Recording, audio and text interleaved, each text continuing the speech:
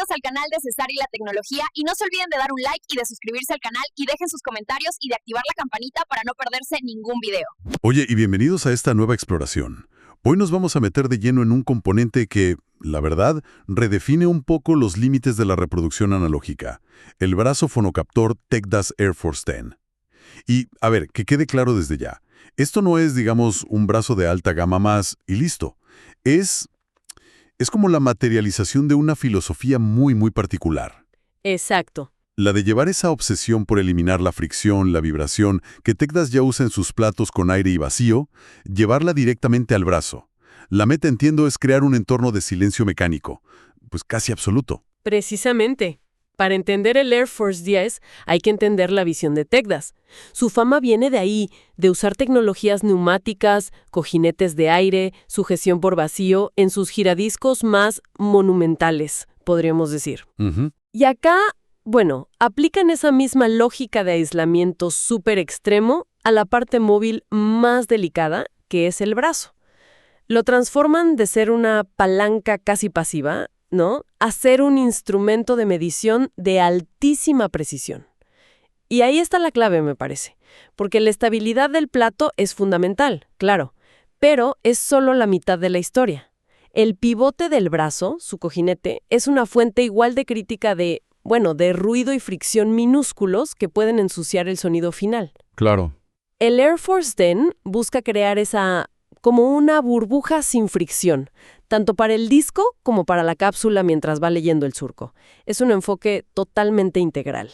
Entonces, el gran salto conceptual aquí no es solo tener un brazo muy avanzado tecnológicamente, sino cómo extender esa filosofía tan extrema de aire y vacío del plato hacia el propio brazo. Tratar todo como un único sistema que necesite ese aislamiento. Va por ahí. Exactamente por ahí, Ma.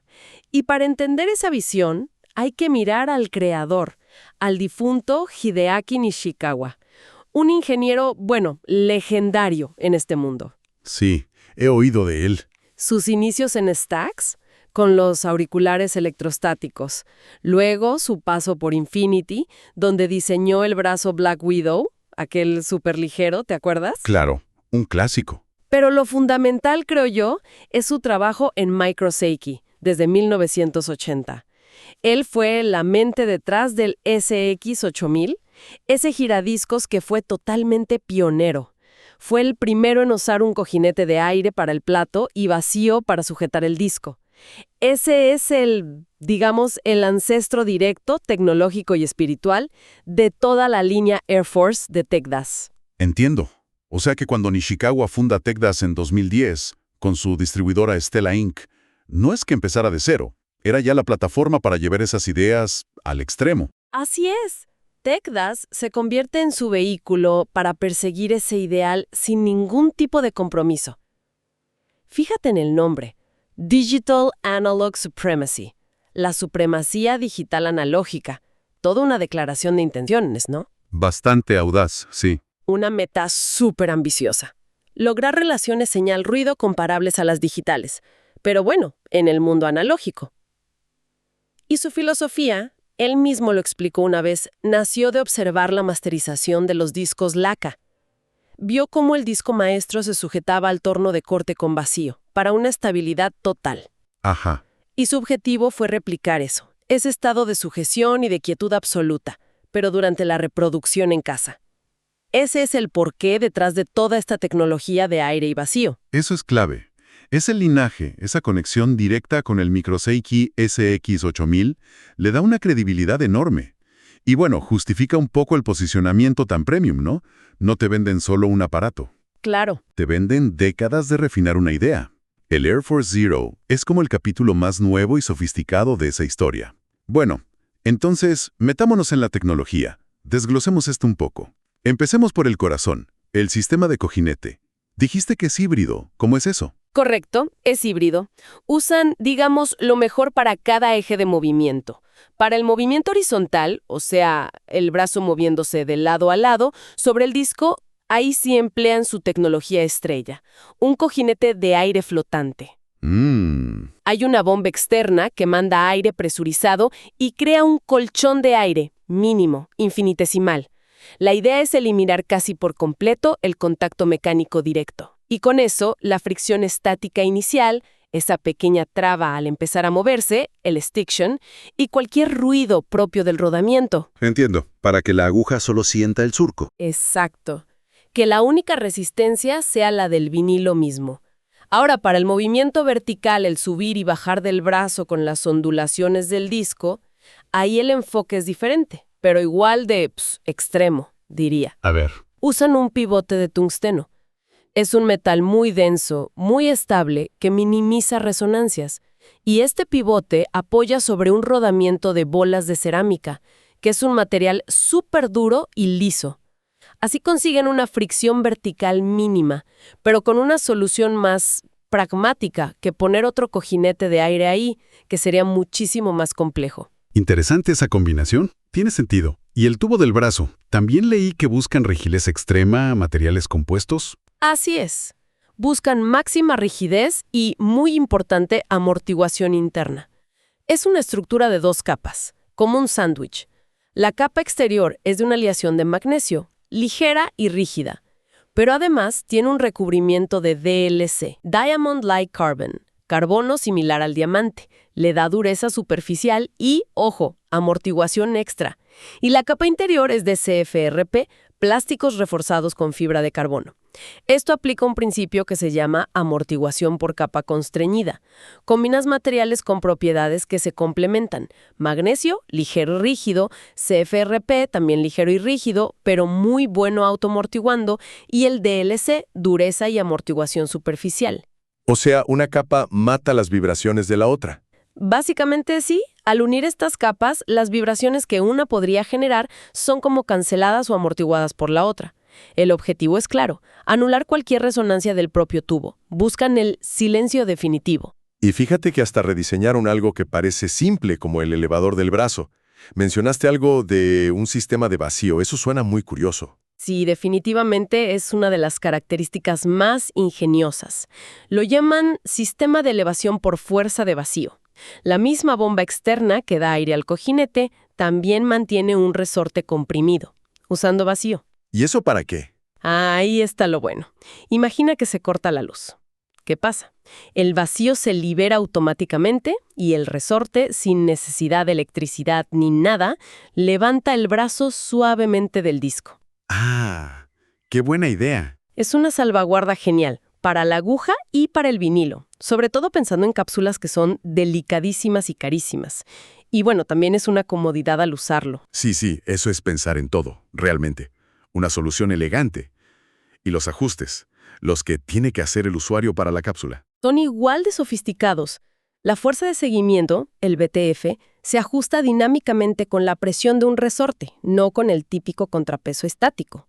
El ajuste del ángulo de seguimiento vertical, el VTA, se hace con un mecanismo helicoidal de muy alta precisión.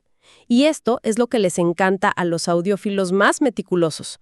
Permite ajustar el VTA, el anti-skating y la propia fuerza de seguimiento al vuelo, o sea, mientras el disco está sonando, para poder hacer esa optimización súper fina.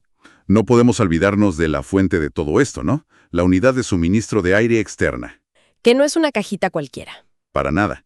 Es una unidad grande, pesa 14 kilos, casi como un amplificador mediano. Mide unos 43 por 39 por 14 centímetros, y ahí adentro está la bomba silenciosa que hace la doble función: mandar aire al cojinete horizontal y crear el vacío para el sistema del elevador. Y aislar esa bomba es clave, me imagino. Fundamental. Aislar la bomba y sus vibraciones del conjunto giradiscos-brazo es parte esencial de la filosofía de Tectas. Es una parte integral del sistema, no es un accesorio opcional ni mucho menos. Y todo esto junto, bueno, ilustra lo que podríamos llamar una filosofía de ingeniería superlativa, ¿no? Soluciones hipercomplejas, masivas, con bombas, materiales casi aeroespaciales, para atacar problemas que son microscópicos. La mínima fricción residual, la última resonancia. Claro. Donde otros intentan refinar un rodamiento mecánico, Tectas directamente lo elimina, con aire. Donde otros usan un tubo simple, ellos crean un compuesto complejo. Rediseñan hasta el elevador. Parece que ningún detalle es demasiado pequeño como para no buscarle una solución de ingeniería extrema. Y bueno, obviamente, costosa. Hablemos un poco de números. Mencionaste que hay versiones de 10 y 12 pulgadas. ¿Cuál es la diferencia principal en especificaciones, en geometría? Bueno, resumiendo un poco los datos oficiales. La diferencia geométrica clave es que el brazo de 12 pulgadas, al ser más largo, 312 milímetros de longitud efectiva contra 248 milímetros del de 10, traza un arco más suave sobre el disco. Ujú. Esto, en teoría, se traduce en un menor error de seguimiento promedio y, por lo tanto, menor distorsión armónica. Y los números que dan de distorsión RMS promedio lo reflejan. Hablan de un 0.29% para el de 12 pulgadas frente a un 0.39% para el de 10. Parece mejor el de 12 entonces. Pero aquí viene el compromiso importante. La masa efectiva. El brazo de 10 pulgadas ya tiene una masa que podríamos llamar moderadamente alta, unos 20.9 gramos. Pero es que el de 12 pulgadas salta unos impresionantes 30.7 gramos. Eso es una masa efectiva muy, muy alta. ¿Y eso qué implica en la práctica? ¿Una masa tan alta? Pues implica una limitación bastante importante al elegir la cápsula fonocaptora.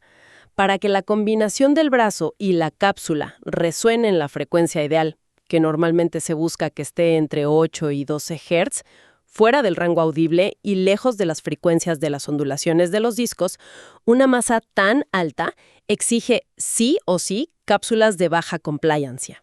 Compliancia baja significa. Significa cápsulas con una suspensión, el cantilever, más rígida. Si usaras una cápsula de alta compliancia, o sea, de suspensión blanda, con este brazo de 12 pulgadas, la frecuencia de resonancia se iría demasiado abajo, y eso causa problemas de seguimiento y probablemente un bajo exagerado o retumbante, un lío. Entendido. Más precisión geométrica en el de 12, pero a cambio de ser más selectivo con las cápsulas. Bien. Ahora, la pregunta del millón. ¿Cómo se traduce toda esta ingeniería tan compleja, estos materiales exóticos, en lo que uno escucha? ¿Qué dicen los críticos, los que lo han probado? Veamos algunas reseñas. Jacob Heilbrunn, en The Absolute Sound, le dio un premio Golden Ear en 2024. Lo describe como una maravilla de la ingeniería y una delicia sónica.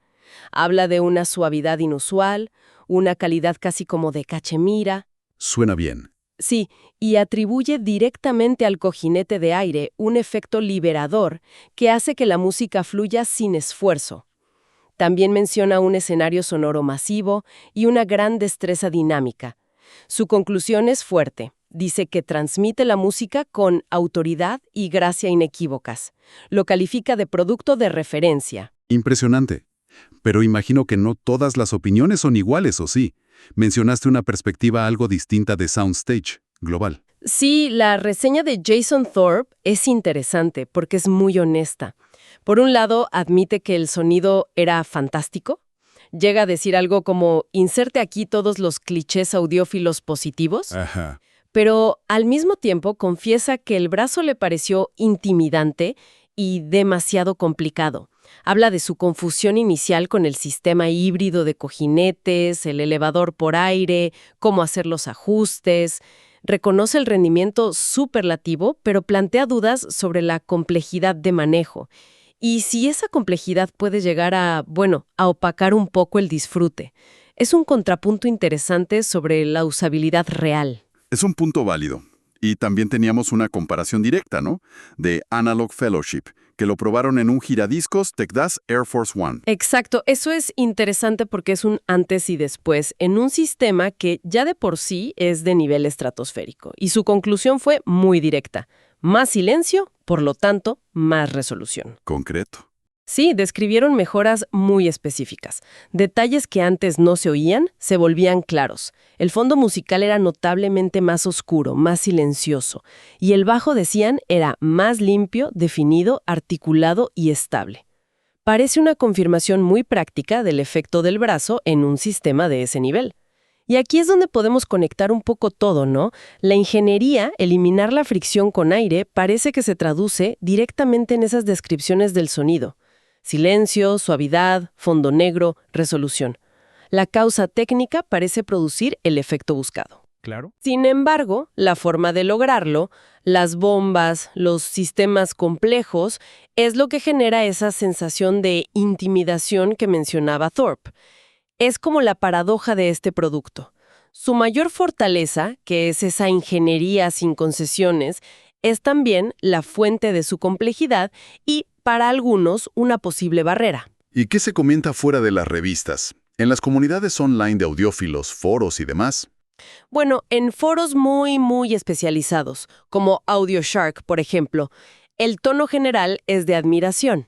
Hay discusiones técnicas muy profundas entre propietarios o gente que está pensando en comprarlo. Debaten sobre la configuración ideal, la sinergia con distintos platos, cápsulas, detalles de instalación. Es una comunidad muy informada, muy metida en el tema, que parece aceptar e incluso disfrutar esa complejidad si es en busca del máximo rendimiento. Ok, el nicho más extremo. Exacto. Pero si te vas a foros más generales o incluso a redes como Reddit, ahí encuentras más escepticismo. Surgen críticas a los precios, que son estratosféricos, claro. A veces los califican de ejercicios intelectuales o señalan la masa absurda del brazo de 12 pulgadas como un posible exceso de ingeniería. Entiendo. Hay debates sobre si la diferencia sonora justifica semejante salto de precio respecto a otros brazos excelentes. E incluso encuentras críticas estéticas, hasta del diseño del logo. Vaya. Entonces, esta polarización de opiniones, ¿qué nos dice del producto y del mundillo? Yo creo que refleja una división bastante fundamental que existe en el audio de ultra alta gama. Por un lado, está esa búsqueda legítima de la excelencia técnica y sónica llevada al límite absoluto. Y por otro, está la percepción de que esto entra ya en un mercado de lujo, con rendimientos decrecientes y un fuerte componente de exclusividad. El Air Force 10, por ser tan extremo y tan caro, actúa como un pararrayos para estas discusiones. Obliga a la gente a posicionarse sobre qué valora más en esta afición. Lo que está claro es que no deja indiferente a nadie. Bueno, hagamos un resumen entonces. Las fortalezas claras de este brazo serían... Sin duda. Primero, la ingeniería de vanguardia, especialmente ese cojinete de aire, representa quizás el estado del arte actual en reducción de fricción para un brazo. Segundo, el rendimiento sónico que parece derivarse de eso.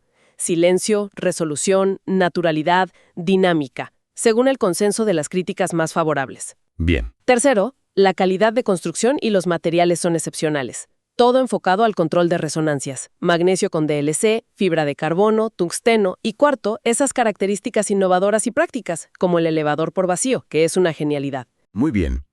Y del otro lado, las consideraciones, los puntos débiles o inconvenientes. El principal, es imposible obviarlo, es el costo. $45,000 el de 10 pulgadas, $49,000 el de 12. Estamos hablando de cifras que lo ponen en la cima absoluta del mercado mundial. Estratosférico. Totalmente. Segundo, la complejidad. Tanto de instalación como de uso diario. La bomba externa, las mangueras, los ajustes finos. Requiere más dedicación que un brazo convencional y, como decía Thorpe, puede ser intimidante. Sí. Tercero, es muy dependiente del sistema. Para que realmente muestre lo que puede hacer, necesita estar rodeado de componentes del mismo calibre. Plato, cápsula, previo de fono, todo tiene que estar a la altura. Cuarto, lo que comentamos de la alta más efectiva, sobre todo en la versión de 12 pulgadas, que limita la compatibilidad con cápsulas de alta complianza. Cierto. Y finalmente, el eterno debate sobre los rendimientos decrecientes. ¿Justifica ese salto enorme de precio la mejora sónica que se percibe en sistemas que probablemente ya son extraordinarios? Esa es una pregunta muy personal. En definitiva, parece que el TECDAS Air Force 10 no es solo un brazo, es casi un subsistema completo. Encapsula una filosofía muy específica. Exactamente. Es como la expresión máxima de esa visión de Nishikawa de eliminar la interferencia mecánica a toda costa. Consigue aplicar sus tecnologías de aire y vacío al brazo, creando una sinergia total con sus propios giradiscos. Y los resultados sónicos que se reportan, ese silencio de fondo, ese detalle que parece emerger sin esfuerzo, pues parecen validar los objetivos de esa ingeniería tan ambiciosa. Pero con esa paradoja que mencionabas. Volvemos a ella. Una complejidad mecánica enorme para buscar una aparente simplicidad y pureza en el sonido. Claramente no es un producto para todo el mundo, ni siquiera para la mayoría de los audiófilos serios. Es para una minoría muy, muy pequeña, dedicada a explorar los límites absolutos del sonido analógico.